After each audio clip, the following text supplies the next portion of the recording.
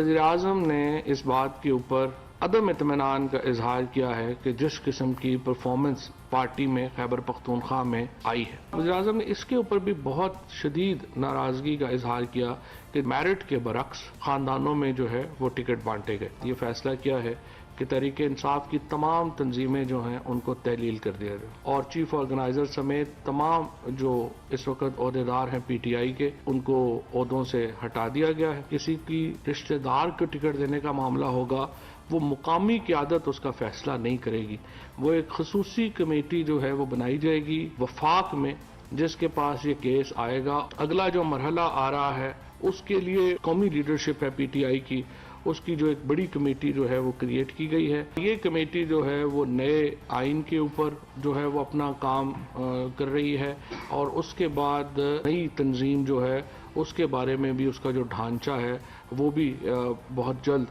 दोबारा जो है वो लेके आएगी। जो पंजाब के मुकामी हुकूमतों के इंतखाबात हैं उनके टिकट्स का फैसला भी इसी कमेटी के पास आएगा।